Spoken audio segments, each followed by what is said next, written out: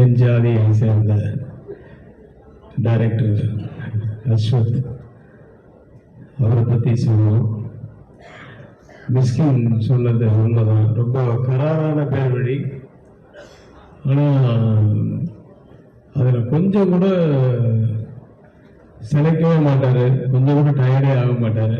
அங்கே உட்காந்துருக்க 2 வாழ்ந்து அதுக்கிட்ட கூட போயிட்டு என்ன சீன்ன்றதை எக்ஸ்பிளைன் பண்ணிட்டு இருப்பார்.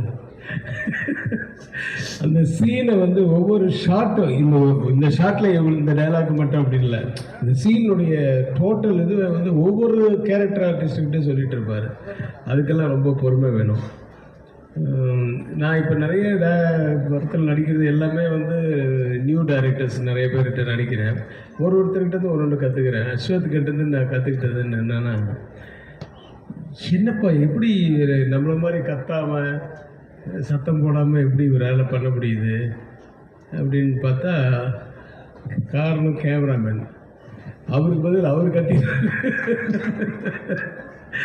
ஆனால் அப்போ தெரிஞ்சுக்கிட்டேன், சரி நம்ம இனிமேல் வந்து மிஸ்கின் மாதிரி ஒரு கேமராமேனை வச்சுக்கணும், அப்போ நம்ம கத்த வேணாம் அப்படின்னு.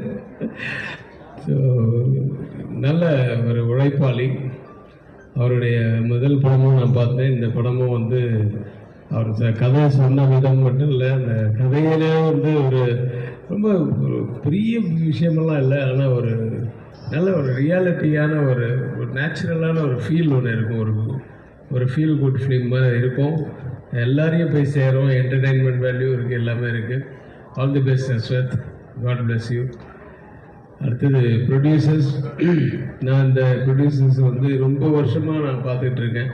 தூரத்துலேருந்து தான் பார்த்துட்டு இருந்தேன்.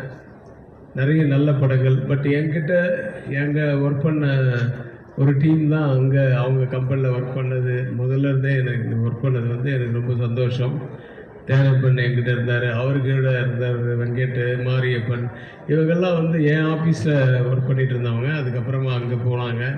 அந்த கம்பெனி மிகப்பெரிய லெவலில் வந்து இருக்குது. இன்னும் நிறைய படங்கள் பண்ணுங்கள், நிறைய வெற்றிகளை கொடுங்க, வெற்றி படங்களாக கொடுங்க. All the very best.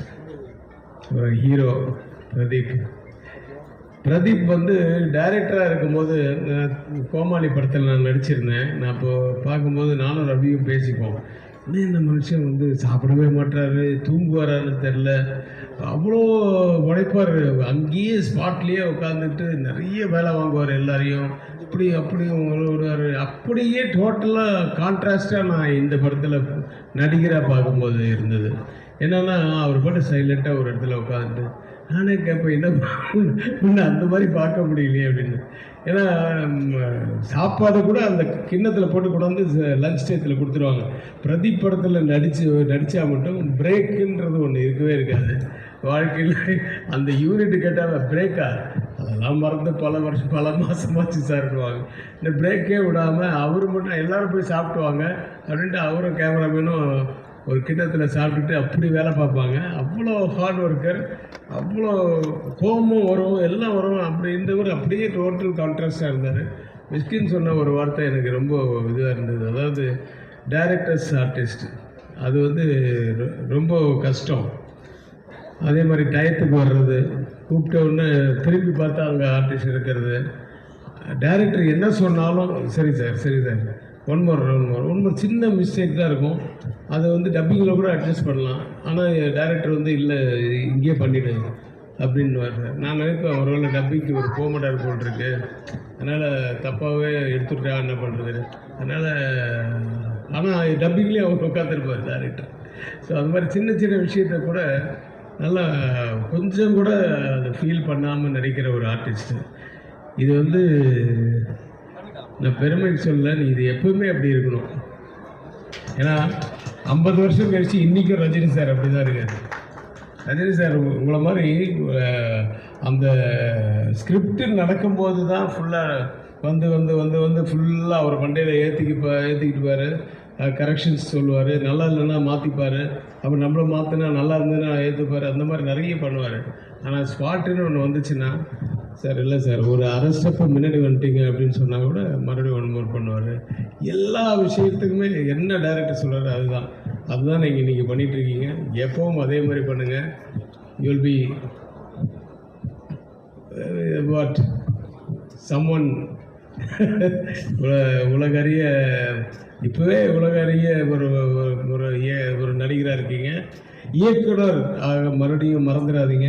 அது வந்து ஐ லவ் தட் ஃபிலிம். அந்த கோமாளி நீங்கள் நடித்த நீங்கள் பண்ணும்போது அந்த சீன் சொல்லும்போது அந்த படத்தில் அதை பார்க்கும்போதெல்லாம் எனக்கு ஏன் இவர் நடிப்புக்கு வந்துட்டாருன்னு யோசித்தேன். ஆனால் நடிக்கவும் பண்ணுறீங்க. ஸோ இதையும் அதையும் சைடு பை சைடு பண்ணுங்க. அப்புறம் ஹீரோயின்ஸ் 2 ஹீரோயின்ஸு, ஒரு ஹீரோயின் தான் என் கண்ணில் காமிச்சாங்க. எனக்கு பொண்ணுன்னு சொன்னாங்க. ஒரு ஷாட்டோ 2 ஷாட்டோ ஒன்றா நடித்தோம். பட்டு ரொம்ப நல்ல அனுபவம். நான் ஹைதராபாத்தில் இங்கெல்லாம் நடித்தது. தேங்க்ஸ் ஸ்வத் and thanks AGS. see you again Pradeep. எப்படி வேணாலும் அந்த நன்றி. இந்த படம் மிகப்பெரிய வெற்றியடைய எல்லாம் வல்ல இறைவனை பிரார்த்தித்து விடைபெறுகிறேன். நன்றி சார். நீங்கள் இப்போ உங்களோட படங்கள் வந்து எவ்வளோ ரசிச்சிருக்கோம் அப்படின்றது தெரியும். இந்த மாதிரி ஒரு படம் கெரியரில் பண்ணணும் அப்படின்னு அத்தனை ஆக்டருக்கும் ஆசை இருக்கும் சார். இப்போ நீங்கள் இப்படி ஒரு டீமு பிரதீப் ப்ரோ ஹீரோவாக நடிக்கிறாருன்னா சாரோட படம் ஏதாவது ஒரு படம் ரீமேக்கோ இல்லை பார்ட் 2 அப்படின்னா எந்த ஒரு படம் சார் சொல்லுவீங்க? பிரதீப்புக்கா? ஆமாம் சார். உங்களோட படங்கள்ல பிஸ்தா. இன்னும் ஒரே ஒரு கொஸ்டின். ஸோ தமிழ் சினிமாவில் வந்து பார்த்தீங்கன்னா ஃபேமிலி சப்ஜெக்ட் அப்படின்னு எடுத்துக்கிட்டாலே எங்களுக்கு ஞாபகம் வருது வந்து என்றென்றும் நன்றியுடன் கேஸ் ரவிக்குமார் அப்படின்ற ஒரு டைட்டில் கார்டு பார்த்தாலே சூப்பரான படம் அப்படிங்கிறதா. ஸோ இப்போ வர படங்கள் இந்த ஜான்ரா ஆஃப் ஃபிலிம்ஸில் வந்து இந்த ஜென்ரேஷனுக்கு ஏற்ற மாதிரி டிராகனில் ஃபேமிலி வேல்யூ அவங்களுக்கு ஏற்ற மாதிரி சொல்லி கொடுத்துருக்காங்க. ஸோ இந்த மாதிரி படங்கள் வர்றதை பற்றி நீங்கள் என்ன நினைக்கிறீங்க? இல்லை, காலங்கள் மாற மாற அதுவும் என்ன எப்படி போதோ அதே மாதிரி தான் நம்மளும் போகணும். அது வந்து ஒரு வளர்ச்சி தான். இன்றைக்கி ஃபிலிம்ன்றது இன்றைக்கி எப்படி டிஜிட்டலாக மாறிச்சோ அதே மாதிரி அவங்க தாட்ஸு கூட வந்து இன்றைக்கி ஆக்சுவலாக ஃப்ரெஷ்ஷாக இருக்குது சில சீன்ஸ் எல்லாம். இப்போது நிறைய பேர் எனக்கு சொன்னாங்க புஷ்பா 2 வந்து என்னையா இப்போ பழைய கண்டென்ட்டுப்பா அப்படின்னாங்க. நான் நேற்று தான் பார்த்தேன். கண்டென்ட்டு பழசாக இருந்தாலும் சீன்ஸ் எல்லாமே புதுசாக இருந்தது. அதுதான் அதனுடைய வெற்றிக்கு வந்து ஒரு அந்த மாதிரி கண்டென்ட் என்ன தான் இருந்தாலும் அம்மா தான் அப்பா தான் அந்த மாதிரி தான் இருக்கும். சென்டிமெண்ட் சீன்ஸ் எல்லாம் இருக்க தான் செய்யும். ஆனால் அது சீரியலில் எப்படி சொல்கிறாங்க அந்த மாதிரி சொல்லக்கூடாது. இந்த படத்தில் எப்படி சொல்லியிருக்காங்க அந்த மாதிரி சொல்லக்கூடாது. நம்ம புதுசாக வேறு மாதிரி சொல்லணும் அப்படின்னு சொல்கிறாங்கல்ல. அந்த மாதிரி இன்றைக்கி இந்த படத்தில் கூட சில சீன்ஸ் இருக்குது நான் பார்த்தது. அந்த கிளைமேக்ஸ் கிட்டெல்லாம் இதெல்லாம் வந்து ஏற்கனவே வந்த மாதிரி இருந்தாலும் அந்த சீன் புதுசாக இருக்கும், கண்டென்ட் புதுசாக இருந்தாலும். So that was more important actually. அதுதான் இன்றைக்கி டெல்லிங் எப்படி இருக்கோ அதுதான் படம். அது மாதிரி அது கூட நம்ம போக வேண்டியதான். Thank you sir. Thank you so much sir. February 21 நாங்கள் அந்த பிளாக் பஸ்டர் பார்க்க வெயிட்டிங் சார். Thank you sir.